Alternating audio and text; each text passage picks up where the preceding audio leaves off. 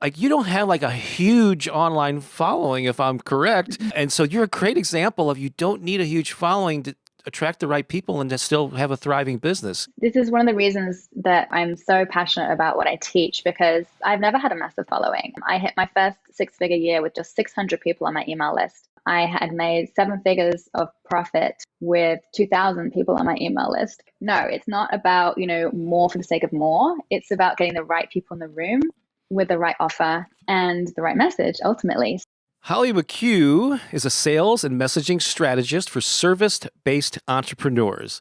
She spent a decade as a corporate brand strategist for global consumer brands such as Procter Gamble, and she left that world to become an entrepreneur and work from home as she raised two young daughters who are now aged 3 and 6. Today, she runs a multi-six-figure business built upon her core offering called the Magnetic Selling Method. In full disclosure, I have been a part of that program and have benefited from it greatly. And so, Holly, welcome to The Inspired Life. Thank you, Bob. I'm so thrilled to be here.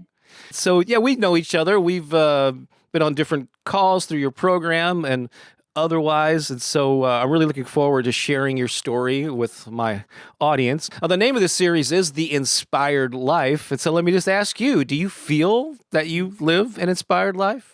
I do. I feel I live a very crazy life with the age of my children at this stage, but it is definitely one that is driven by inspiration as well. I absolutely love what I do, and that hasn't always been the case. And ultimately, having the freedom and flexibility, as you just mentioned, to raise my daughters around the work that I love, it's very much a pinch me moment still, even years after I first started. That's great. We're going to be talking a little bit more about your brand and how I think you freely share that you are raising these two girls. And I think that helps you appeal to other women who maybe are in similar position. Is that correct? Yeah, I think definitely, it's, I have a lot of moms in my audience and parents in my audience, but also, I just attract a lot of people who recognize that they don't want to do the typical 9 to 5 schedule. And whether it's because of children or whether it's because of aging parents or whether it's because of a love of travel or just wanting some more freedom in their day to day and not having kind of rigid schedules or having to kind of answer to, a boss. There's a big mix in my audience, but ultimately they're all kind of craving that same ability to do the work they love, but on their own terms. Let's talk about that freedom, because you, as I mentioned at the top there, you, for at least a decade, worked in the corporate world. You had a boss that you had to report to. So let's talk about what caused you to take that leap, and how long ago was that when you made that jump?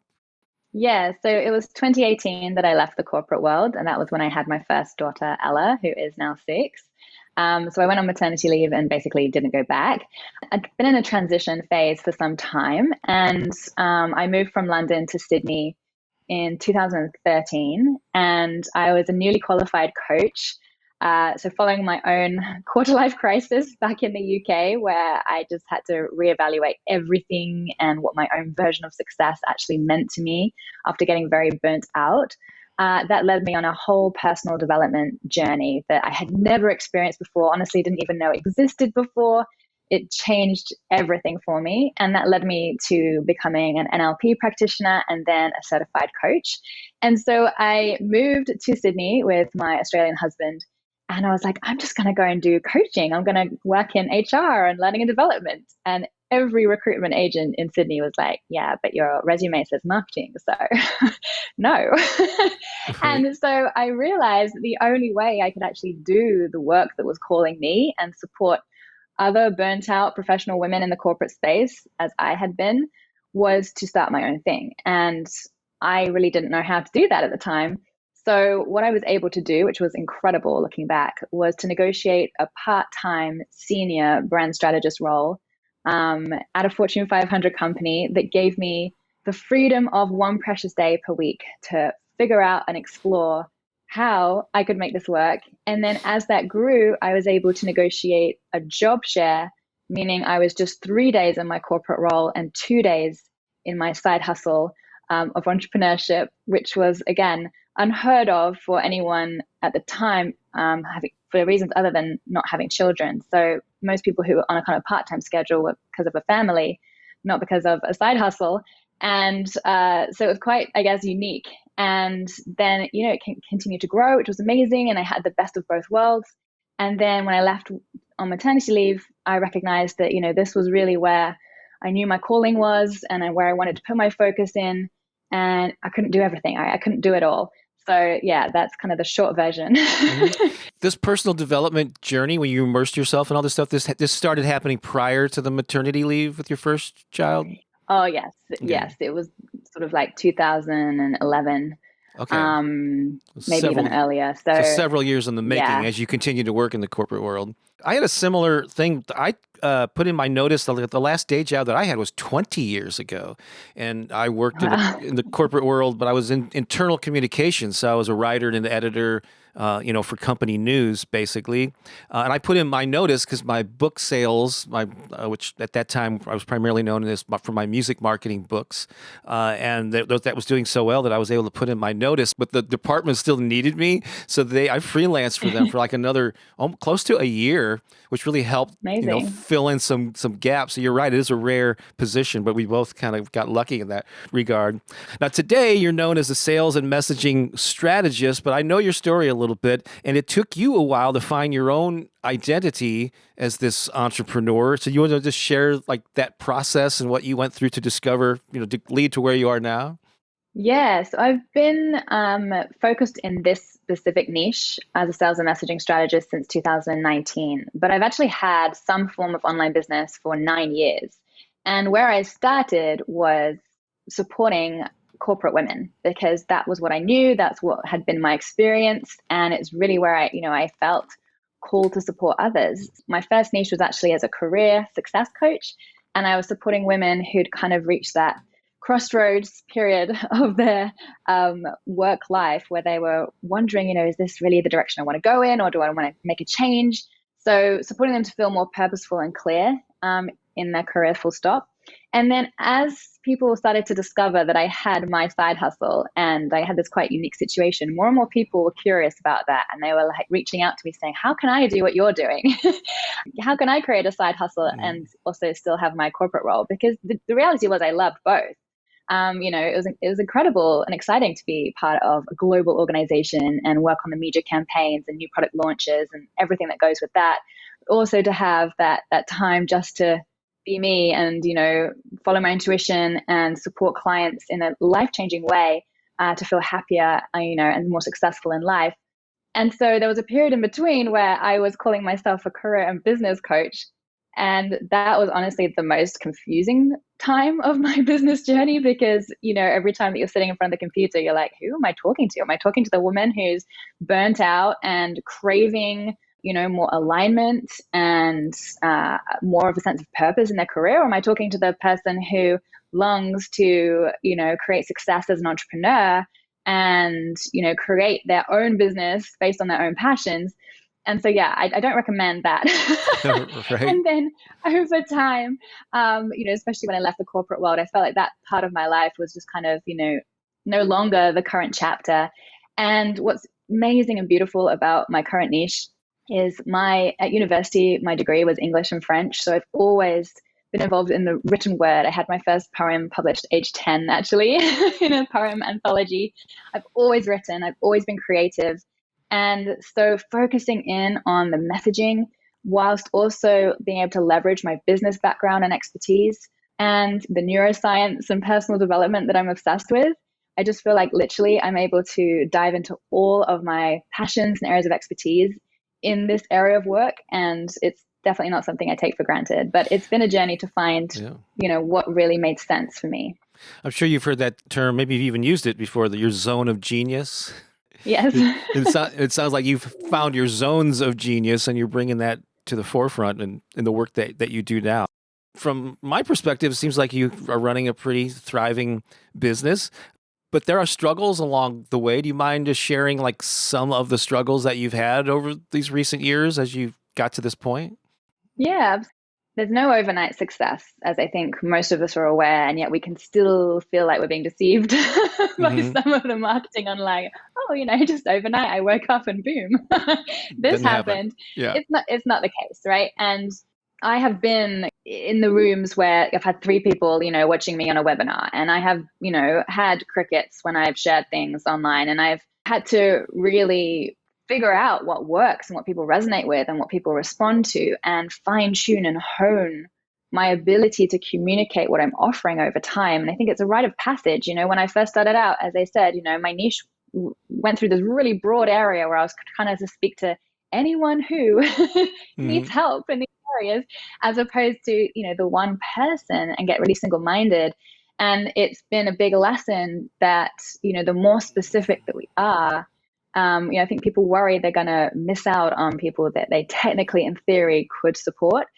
But we're never going to be seen as the no-brainer choice or the go-to expert when we're playing in too many areas and too vague and broad and generic, And so that kind of dabbling, I think, is a rite of passage while we really find, well, what is the thing that I love? What is the thing I want to be known for? Where do I really feel I can have the greatest impact and contribution? And then giving ourselves permission to get more specific in the detail of how we describe that, and recognizing that that's actually not a limitation, it's a liberation. Because when it's easy and clear and specific for us to convey the value of what we do in a way that immediately resonates with the people we're looking to attract, it's also making it easy for them to say yes to you. So I'd say that was one of the biggest journeys and biggest ahas, which is why I'm so passionate about helping people to fine tune those areas. And then, there's definitely been challenging times raising, young children whilst being an online entrepreneur. There's the sleep deprivation, there's the illness, there's the adjustment to becoming a parent for the first time, which is wild. And in terms of personal development, and on top of all that, in 2020, my youngest was born during the COVID lockdown. Australia had its borders closed. My parents are in the UK. They couldn't meet her until she was 16 months old, when they had intended to be there for her birth. She had multiple health challenges that were really, they took a toll. And on top of that, we had a toddler. And my in-laws are in Queensland, which also had their borders shut. So Australia was literally locked down during that time of adjusting to 2 children, running a business, having health challenges for your, newborn. So yeah, look, there's definitely been some lessons learned behind the scenes of what's really important and why it's absolutely crucial that our business supports our lifestyle and not the other way around. And that's one of my biggest messages, really. I'm not about prescriptive cookie cutter strategies, as you know, Bob, of how to create a successful business.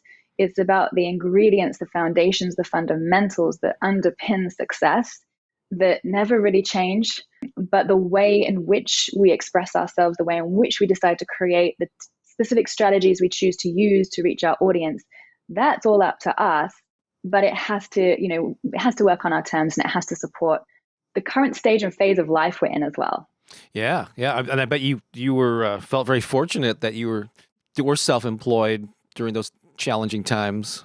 Yes. You might not have had this much freedom if you worked for somebody else. It's an amazing story. I'm so glad that I asked that question. Regarding this branding and this niche thing, doesn't it sort of depend? I've had this conversation with other guests in the series too.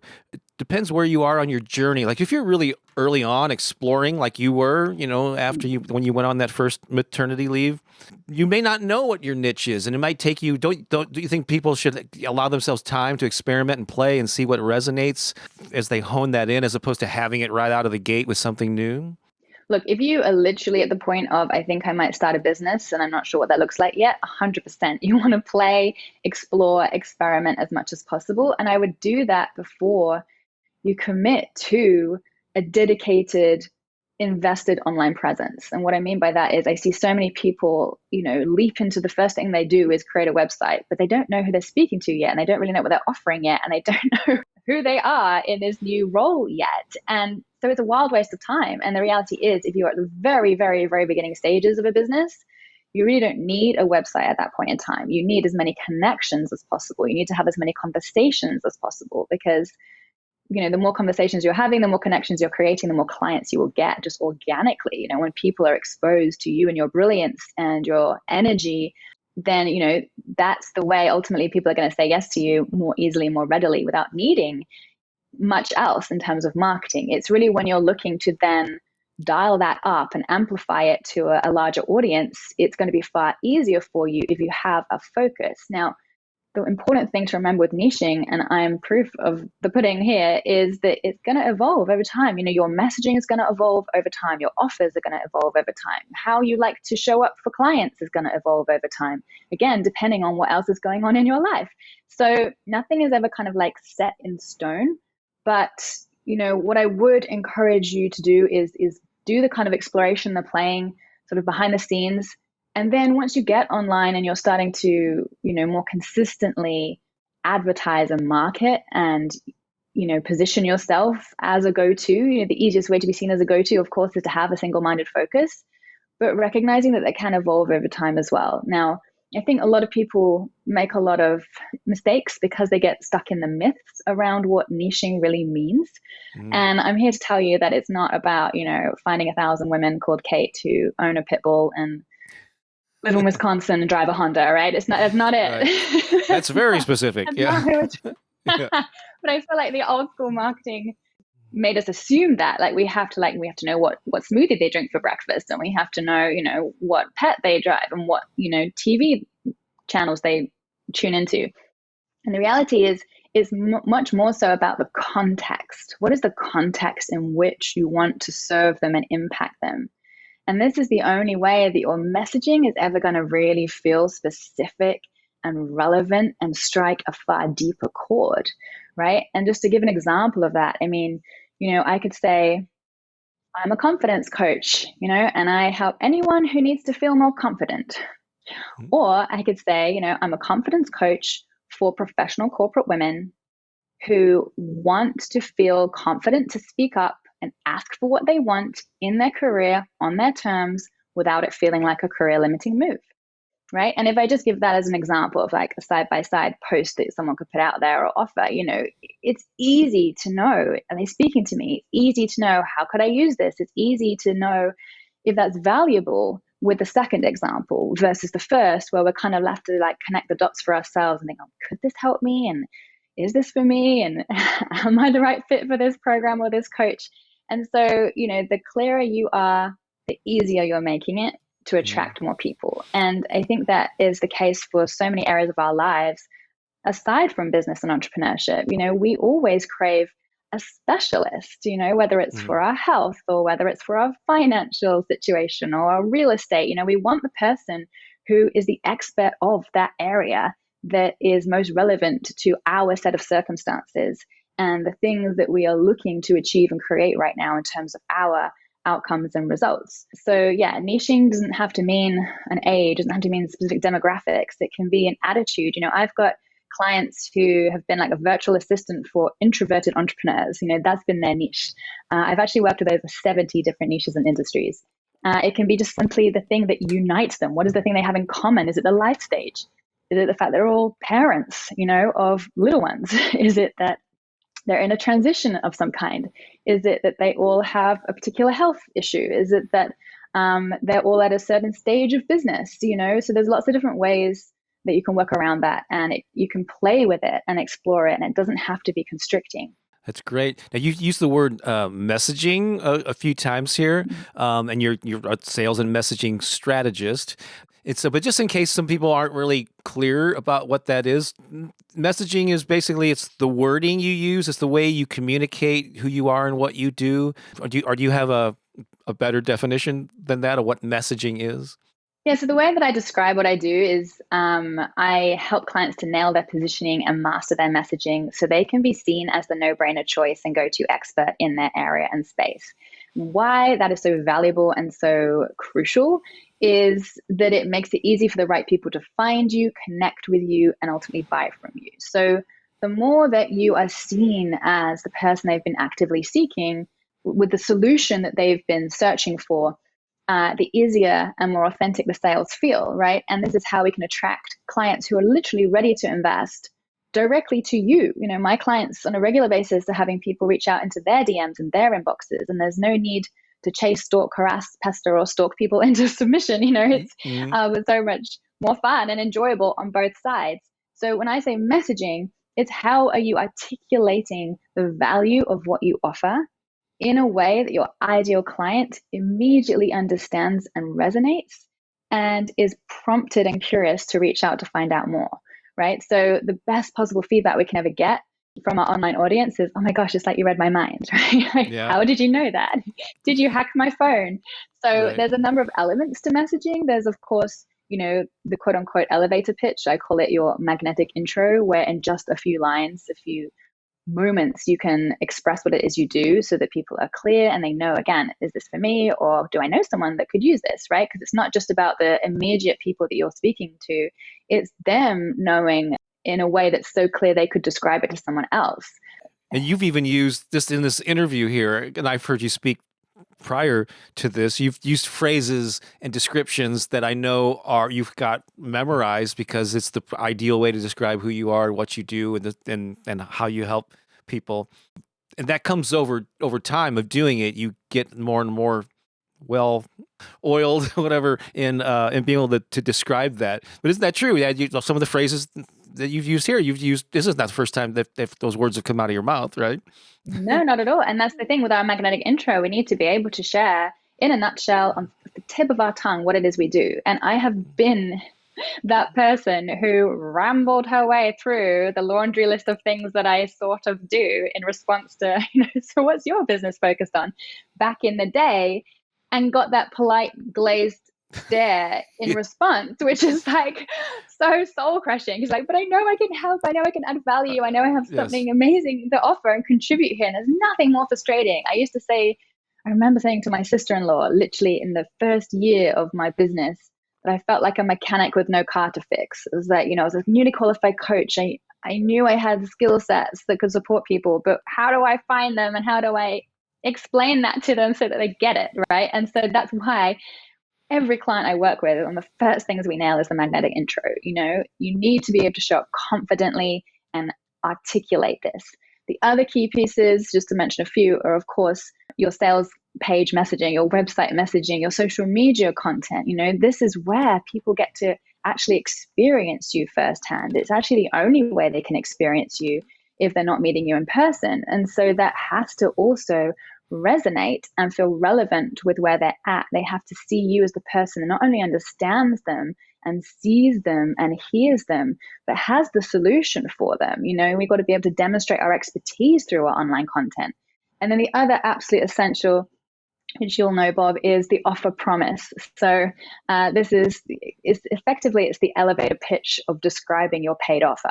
So that, again, in a nutshell, you can say, well, who's it for? How does it help? How's it going to benefit you?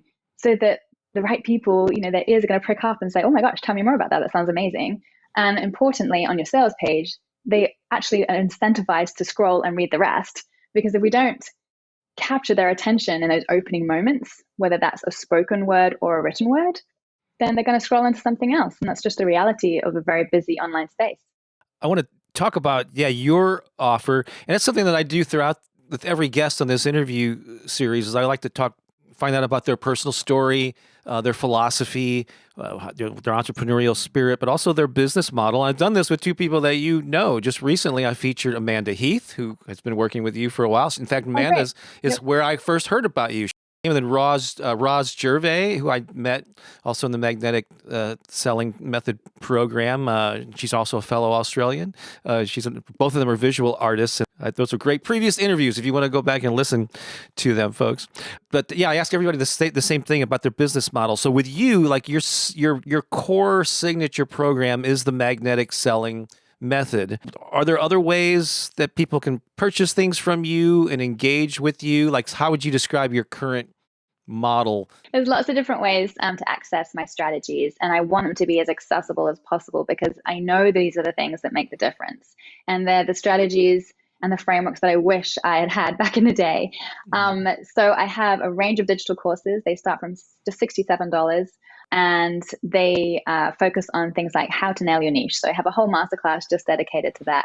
I have a masterclass called Monetize Your Magic, which is a 3-part online training where I show you what exact foundational things you need to have in your business to attract clients who are ready to invest. So these are just the absolute cornerstones that a lot of people miss. And I also dive into a lot of messaging examples in that. I touch on offers, personal brand, organic marketing, and positioning a personal brand. So that was a fabulous overview. That's just $97, but people have told me that they've got more value out of that than months in expensive masterminds. I'm sorry to interrupt you. But yeah, I think that 3-part series, that was the first investment that I made in you. It was like a $97 program. Got a lot of value out of that, and then eventually led to me, signing up for the 6-month program. I am a living example of following this trajectory, It's great because, regardless of the way in which you access me, it's the same things that I'm teaching because they're the things that work, right? It's just a level of personalization that's going to differ from a digital course right through to one-on-one. So yeah, and Stop the Scroll Masterclass is a brilliant 2-hour intensive where I'm really showing you the neuroscience behind what leads someone to stop the scroll and pay attention to you, what motivates someone to say yes versus no, and know how to craft magnetic messaging for your headlines, your hooks on social media, your subject lines in your emails. Because if you are not capturing people's attention in the 2.5 seconds that you have on social media, according to research, then unfortunately, they're never going to understand the value of your work and everything that you have to share and offer. They're not even clicking on the video to hear the absolute gold that you're sharing in it, which is so unfortunate and so frustrating.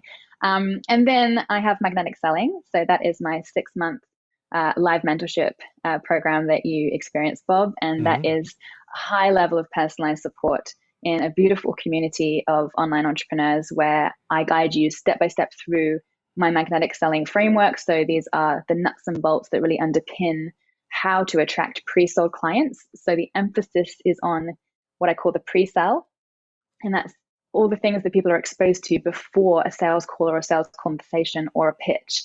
And the idea is if you nail those pieces, well, then the pitch and the sell basically takes care of itself because people have bought into you and they have to buy into you before they will ever buy from you. But then also I teach a very authentic way of selling that actually feels good on both sides, doesn't require any hard selly, pushy, pressury tactics, right. Which is music to everyone's ears, which means you can genuinely fall in love with selling. It doesn't even feel like selling. It just feels like an invitation. And as I said, that's 6 months where there's 6 live calls with me every month. You can get one-on-one time on hot seats to get your own personalized input and feedback, whether that's reviewing your sales page or your messaging or your offers or your launch strategy.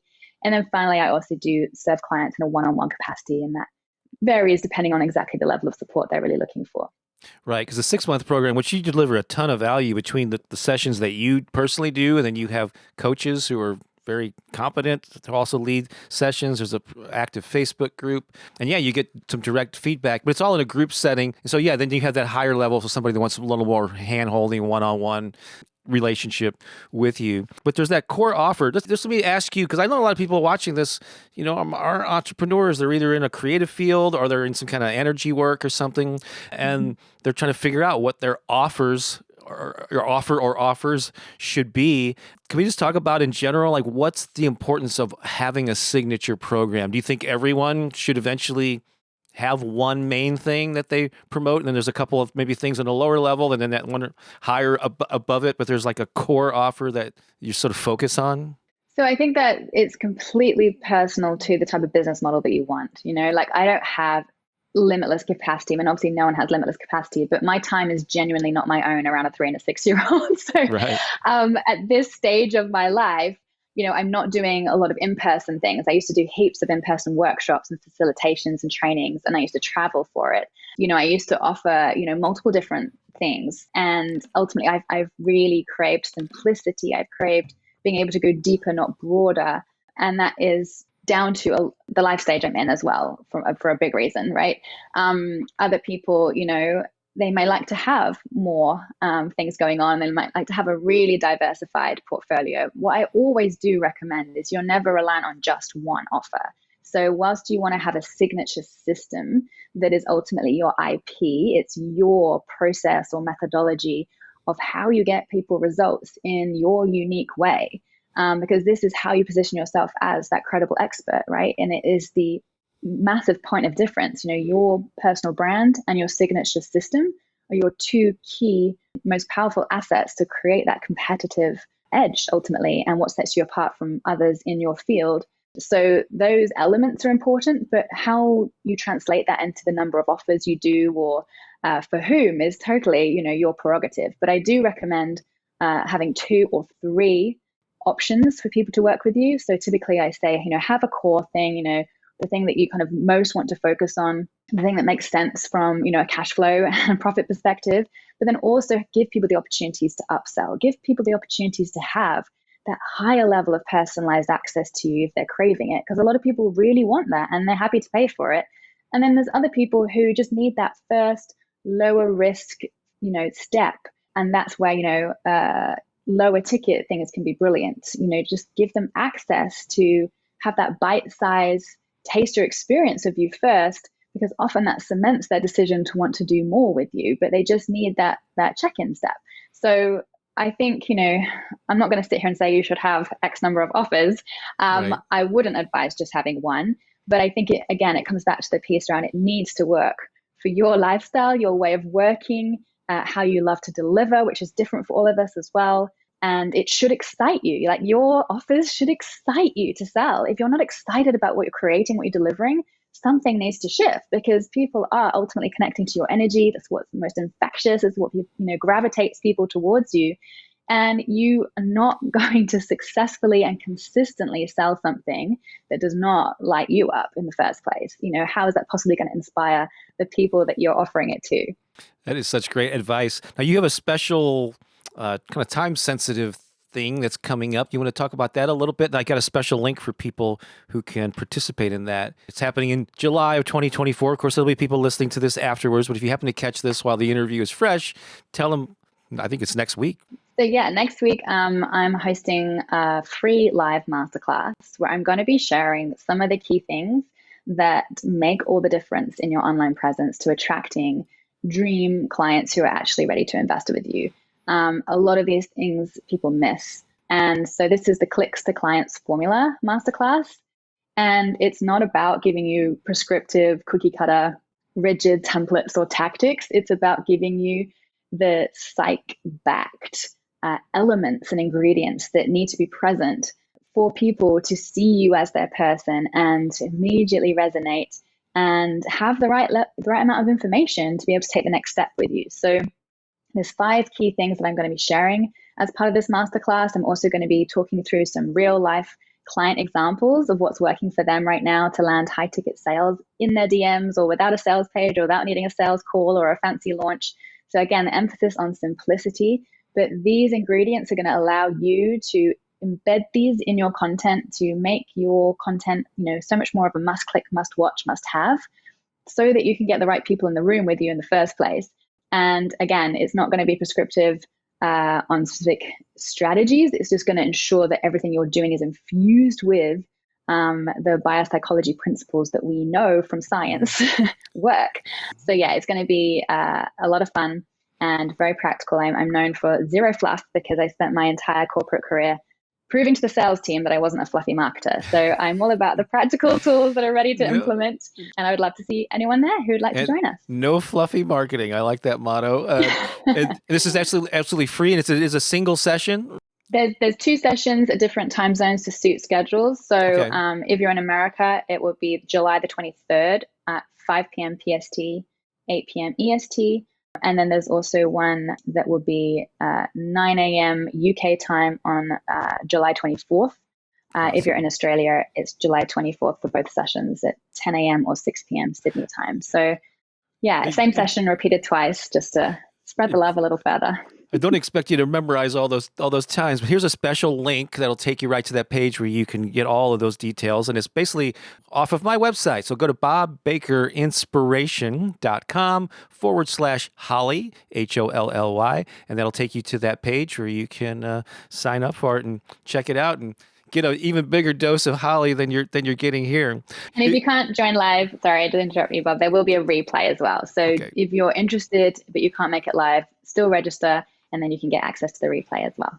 Cool. And I'll have that link in the description and show notes wherever this is playing. If you have a few minutes, I just have a couple more questions for you. How do you, what are your main, I think I kind of know some of the answers to this. What are your main ways of reaching people? And also, you don't have a huge online following, if I'm correct.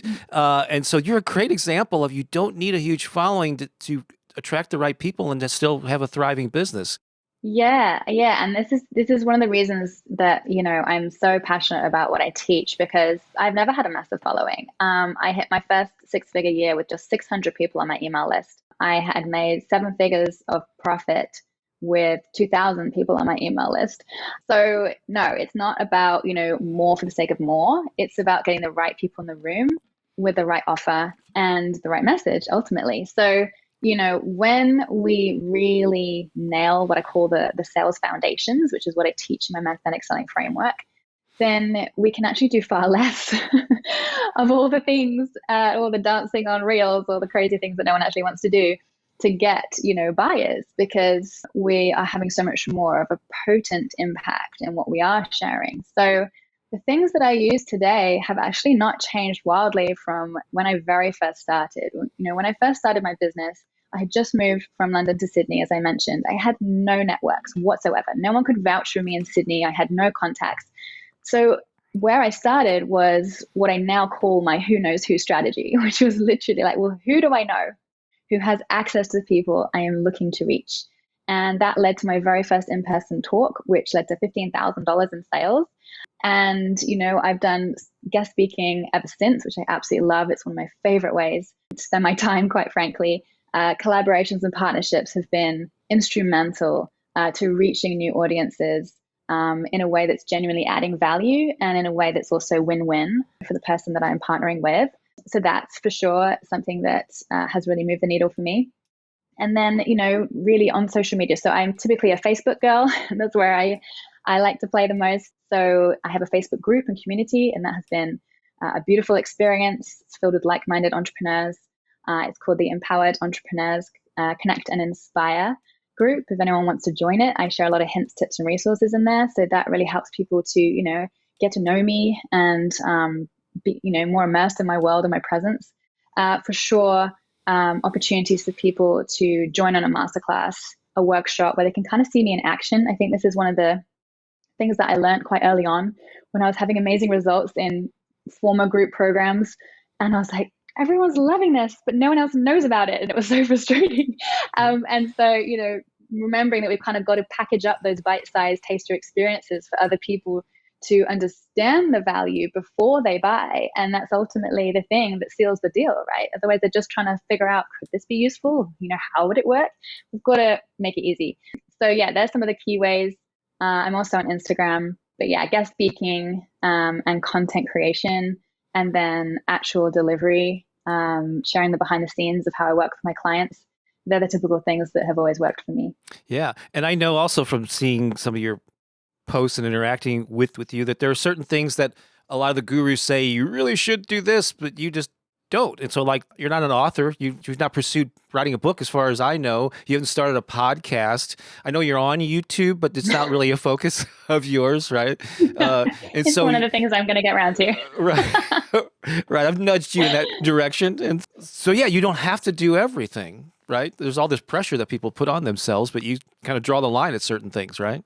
I would go as far to say is do not do everything. Do not even attempt to do everything. Do a few things really, really well. If there's one thing that was like a mantra in the corporate space that I was in, it was fewer, bigger, better. And that is something that has never left me. It's so true because, when we really intentionally dive into something with fuller focus, we're going to see results faster and we're going to do a far better job of it, right? The moment we spread ourselves too thinly, try to literally straddle too many social media platforms or whatever it is, it's just, it's overwhelming, it's confusing, and we're going to drop balls, right? So I think it's just important to, again, similar ideas with your offers, like where are you excited to have a presence? What excites you to do? Do you love in-person events? Go get as many in-person event opportunities as you possibly can. Do you love speaking on a podcast and you're not really keen to be on camera? Great, go start a podcast and be on other people's podcasts. Like there's so many different options. And even how I show up on social media is wildly different to a lot of people I know. I'm not wildly extroverted. And so my content creation is different to other people's. It's just got to be authentic, because if it's not, it's going to feel out of alignment, and it's really hard to be consistent with something that's out of alignment, right? And it's just, we end up resenting it. It feels like a chore to do marketing. We've got to remember that all marketing really is making it easy for the right people to find you. It's simply ensuring that people are aware you exist, and that you're the person that finally can crack the code over the thing they've been trying to figure out. And so marketing is really a service. It's just putting up the signpost to say, I'm over here. Like, Right. this is the right room to walk into. And just finding the way that you find fun and enjoyable to do that, day in, day out, because ultimately that's how you're going to build an impact. But yeah, I think, I've broken a lot of the rules, so to speak, or I should say rewritten a lot of the rules, which is the sign off of all my emails when it comes to how to create an online business. And I think, when my children are older and I'm in a different stage and phase, it's probably going to change and shift again. But right now, this is what works for me. That's awesome. Yeah, and make it work for yourself. And yeah, I think choose one or two primary platforms that you focus on and make it fun, make it easy. So again, that link to get into Holly's special session, so go to bobbakerinspiration.com/Holly and sign up for that if you're listening to it in July, mid-July of 2024. Holly, this has been awesome. So appreciate you. I'm so impressed with what you do, and thank you for the help that you've given me. It's such a pleasure to have supported you. It's such a privilege to have been invited today on your channel and your show. So thank you so, so much for having me. And even if you're listening to this down the track and it's way past July 2024, do still go to the link, because we'll make sure that this is evergreen so that you can catch the replay. Awesome. So wherever you're watching this, subscribe, follow, not only this interview, but there's a lot more in the archive and a lot more coming up. So thanks for tuning in. Again, thanks, Holly, and I'll talk to you again soon. Thank you. All right. Bye-bye.